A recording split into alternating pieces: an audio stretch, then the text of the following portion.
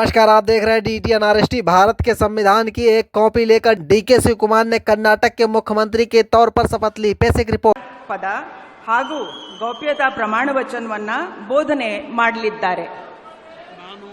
ನಾನು DK ಶಿವಕುಮಾರ್ ಎಂಬ ಹೆಸರಿನಾದ ನಾನು ಕಾನೂನು ಮೂಲಕ ಸ್ಥಾಪಿತವಾದ ಭಾರತದ ಸಂವಿಧಾನ ವಿಷಯದಲ್ಲಿ ನಿಜವಾದ ಶ್ರದ್ಧೆ ಮತ್ತು ನಿಷ್ಠೆಯನ್ನು ಹೊಂದಿರುತ್ತೇನೆಂದು ನಾನು ಭಾರತದ ಸಾರ್ವಭೌಮತ್ವವನ್ನು ಮತ್ತು ಅಖಂಡತೆಯನ್ನು ಎತ್ತಿ ಹಿಡಿಯುತ್ತೇನೆಂದು ಮತ್ತು ಕರ್ನಾಟಕ ರಾಜ್ಯದ ಮುಖ್ಯಮಂತ್ರಿಯಾಗಿ ನನ್ನ ಕರ್ತವ್ಯವನ್ನು ಶ್ರದ್ಧಾಪೂರ್ವಕವಾಗಿ ಮತ್ತು ಅಂತಃಕರಣಪೂರ್ವಕವಾಗಿ ನಿರ್ವಹಿಸುತ್ತೇನೆಂದು ಭಯ ಅಥವಾ ಪಕ್ಷಾತೀತವಲ್ಲದೆ ರಾಗ ದ್ವೇಷವಿಲ್ಲದೆ ಎಲ್ಲ ಬಗೆಯ ಜನರಿಗೆ ಸಂವಿಧಾನಕ್ಕೆ ಮತ್ತು ಕಾನೂನಿಗೆ ಅನುಸಾರವಾಗಿ ನ್ಯಾಯಯುತವಾಗಿ ಮಾಡುತ್ತೇನೆಂದು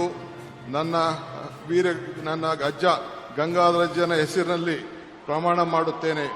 ಶ್ರದ್ಧಾಪೂರ್ವಕವಾಗಿ ಪ್ರತಿಜ್ಞೆಯನ್ನ ಮಾಡುತ್ತೇನೆ. ಮಾನ್ಯ ಮುಖ್ಯಮಂತ್ರಿಗಳು ಈಗ ಪ್ರಮಾಣ ವಚನಕ್ಕೆ ಸಹಿ ಮಾಡಲಿದ್ದಾರೆ.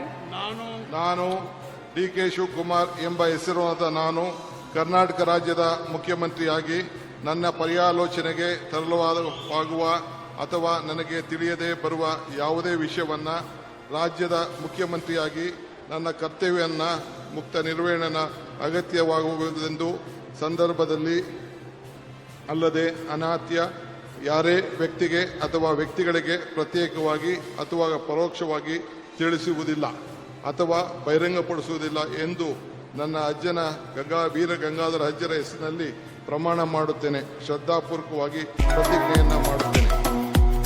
ಧನ್ಯವಾದಗಳು ಸರ್.